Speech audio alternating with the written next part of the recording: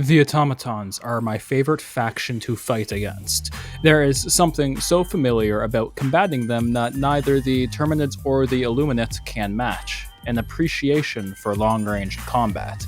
No other faction deploys ranged combat quite like the Automatons. And yeah, both the Terminids and especially the Illuminate possess the capability of long-range combat, but not to the same degree of the Automatons, with every single unit, minus the Berserkers and Raiders, possessing a firearm in one form or another. They are, perhaps, the most human-like faction to be put in competition against, and for that, a lot of people suffer. Arguably, the Automatons are the hardest faction for a new player to get used to right off the bat. The combination of medium and heavy armors stump your starting equipment, especially in the hands of a Helldiver that has scarcely had the opportunity to learn about their equipment, much less how armor or damage works in Helldivers 2. And that's sorta how it remains for the earliest portion of your gameplay experience until you level up and unlock more equipment from the Patriotic Administration Center, a store where you can spend hard-earned requisition slips on equipment, typically unrelated to war bonds, with some exceptions. In this video, we will be going over the best early game loadout to get for the Automatons, a loadout I've used since nearly the beginning, and a loadout that I'm confident will shape how you play against the Automaton menace, starting with perhaps one of the most underrated war bonds in Helldivers, Polar Patriots. Released on May 9th, 2024, this war bond was amongst the earliest released. Inside, you will find the majority of the kit that we are going to be talking about in this video today. The Polar Patriots Warbond costs 1,000 super credits and 362 medals to fully unlock all the contents, but we only really need 2 things inside, or just 1 if we feel like cheaping out. I want to preface really quick before we get the ball rolling that you will need to be level 20 to get full access to the loadout I'm about to break down. This is super early in the game, and by this time, you should have already unlocked difficulty 7, so XP should be rolling in. Otherwise, find some total crackpots to play with on difficulty 10. You will reach level 20 in only a matter of hours. These crackpots can be found in organized diving communities like my own, the 1st Colonial Regiment. You can find the link in the description below. Let's continue. The Kodiak Heavy Armor and the Plaz 101 Purifier. We want the armor because of the passive it provides. Fortified. Fortified provides the user with reduced recoil by 30% when crouched or prone, and 50% explosive damage resistance. The important factor to this armor is the explosive resistance. The Automatons use rockets and explosives to an excessive degree, and the recoil control definitely helps too. Plasma does explosive damage when making contact near or on a target. Explosive damage does 100% durable damage. Translation being that, if the plasma bolt can get past the armor, if there even is any, it'll deal directly to the health pool. Key matter being that the Purifier has medium armor penetration, and most enemies with heavy armor on the Automaton front have vulnerabilities that can be exploited. But the regular plasma bolt isn't the real game changer, it's the charged pulse that the Purifier can release, staggering enemies up to 3 meters of where the charged pulse was made.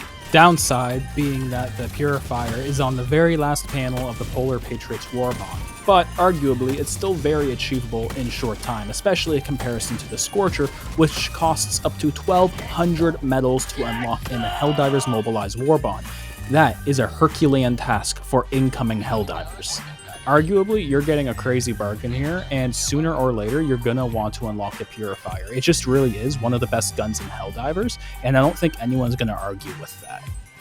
If you don't want to unlock the Kodiak armor, an even earlier alternative for the fortified passive is the FS05 Marksman on the second page of the Helldivers Mobilized Warbond for 6 medals. All the same perks as the Kodiak, just doesn't look as good. But while we're on the topic of Polar Patriots, there is one more valuable item that I'd like to discuss, and that is the Impact Incendiary Grenade. It can pop fabricators, and is incredibly useful against the Illuminate and Terminids. Its equivalent, the G16 Impact, is on page 5 of the Helldivers Mobilized Warbond for 20 medals. By that point in the Warbond, you'll have spent the same amount of medals you'll have needed for the entirety of Polar Patriots. Spend your medals wisely. Okay, moving on from the Warbonds, this is where it matters to be a level 20. In the Patriotic Administration Center on your Super Destroyer, you'll find the Shield Generator Backpack and the Railgun. These are the near real bread and butter of the loadout. The shield backpack can be bought for 10,000 requisition slips. It has 150 health and light armor, technically. It's hard to describe, so I won't. Just know that anything greater than light penetration will instantly destroy the shield, which is okay because the enemies of humanity largely use light pen armaments, stationary cannons aside. This will allow you the time you need to line up a shot with the railgun, which can be bought also for 10,000 requisition slips. When you are first learning how to use the railgun, it will blow up in your hands sooner or later. The fortified passive we mentioned earlier will save you from almost certain death. The railgun's damage increases depending on how long you hold the charge. Most enemies can be handled on safe mode, and frankly there are very few reasons to leave safe mode, but we aren't cowards and live life on the edge, even if only to marginally increase the damage potential. But there is a catch. It has anti-tank penetration. There really isn't an armor it cannot penetrate, but it doesn't deal damage quite like how you think it would. Every enemy's body part has a durability stat, which hypothetically starts at, let's say, 100. At this level, your attacks do a base amount of damage.